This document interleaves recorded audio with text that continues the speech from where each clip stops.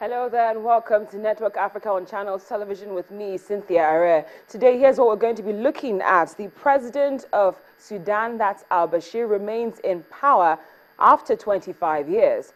An Egypt court has agreed to postpone the death sentence of Mohamed Morsi, and unfortunately another explosion occurs regarding a petroleum tanker, and this time it's in Lagos State. But news just in.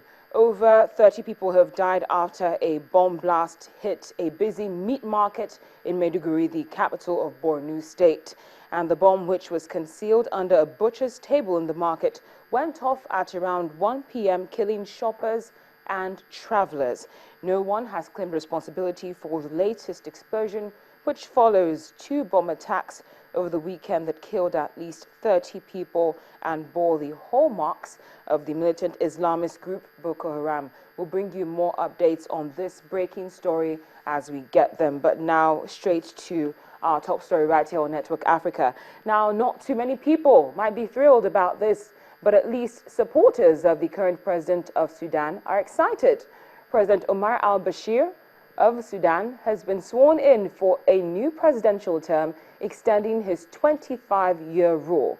President Bashir took the oath at a parliamentary session in the capital Khartoum, attended by regional African and Arab leaders.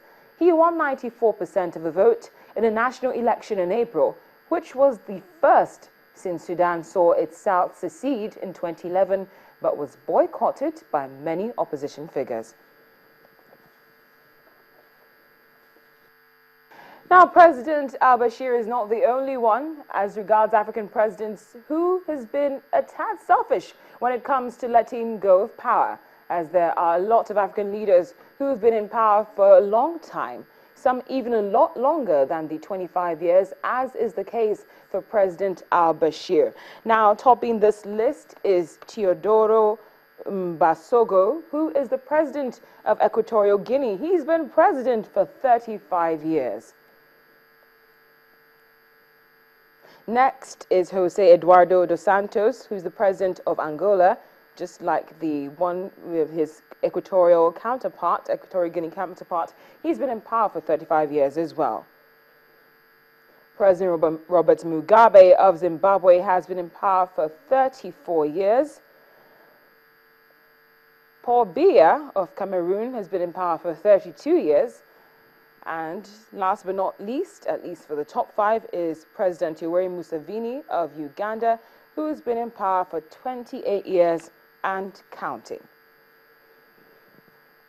Well, that certainly looks like a list of leaders which the president of Burundi draws inspiration from, as he still seeks to be president for a 3rd term. In the meantime, Burundi's government held out the possibility of a postponement of elections, which have led to weeks of protests and, unfortunately, bloodshed. President Pierre Nkurunziza said in April that he would run for another term in a June 26 vote, and more than 20 people have been killed by security forces in protest decrying his move as a violation of the Constitution. And parliamentary and local council elections are also slated for June the 5th. The world's newest country, South Sudan, has made a move which has offended the United Nations by expelling the United Nations Resident Relief Coordinator and Deputy Envoy to the country. The UN Secretary General condemned the move and called on Juba to reverse the decision immediately. No reason was given for the expulsion, but the spokesman noted that Toby Lanzer was coming to the end of his term, and that Eugene Owusu, who is a Ghanaian former advisor to the UN Development Programme, had already been appointed to replace him. Mr. Lanzer, who is a British national, was appointed back in 2012 and is due to take up a new post as UN Regional Humanitarian Coordinator for the Sahel.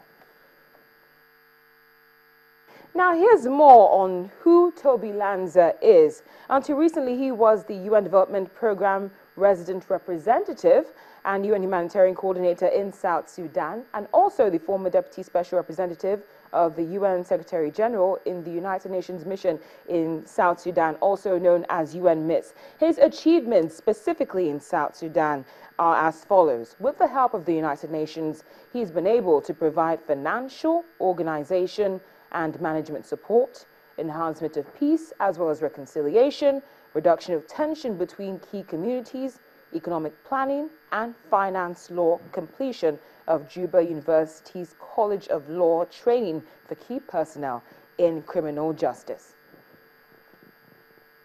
Joining us now from Washington, D.C. via Skype is John Tanza, who is the editor of the South Sudan in Focus program for the Voice of America. John, thank you for speaking with us on the program. It's my pleasure. Now, why exactly is South Sudan making this move, trying to basically mar the reputation of Toby Lanzer? Well, Toby Lanzer has been speaking on behalf of the people who are bearing the brunt of this fighting.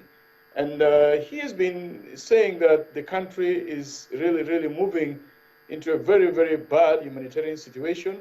And he has also been speaking about the economic situation. 3 weeks ago, he said South Sudan's economy is collapsing, and that is adding to the suffering of millions of people around the country. So it's not a surprise that the government is hitting back at him. Now, could the threat of sanctions from the United Nations have anything to do with this? Well, it's not about the sanction. It's about Toby Lanzer standing up and speaking to the South Sudanese authorities that they need to bring an end to the fighting, because thousands and thousands of people are affected. Are affected because of the fighting. Oh, bless you. Please carry on.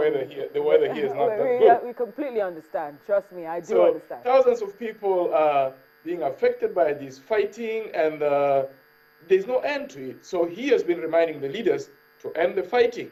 And he's also letting the world know that the economic situation in the country is not good. If nothing is done, people are going to die.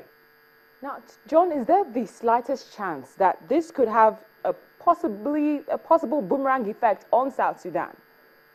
Well, the effect is that it's going to frighten humanitarian workers to keep silent, and they will not talk about the atrocities being committed by the warring parties. They will not talk about the suffering of millions of people who are caught in between the warring parties. They will be silent, and so the world will not know what is happening in South Sudan.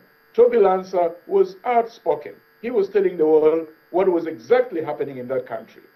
Well, John Tanza, thank you so much for spending time with us despite the cold. Just some tea, honey, and you'll be good. Thank you so much for joining us. Thank you for your medical advice. It's my pleasure.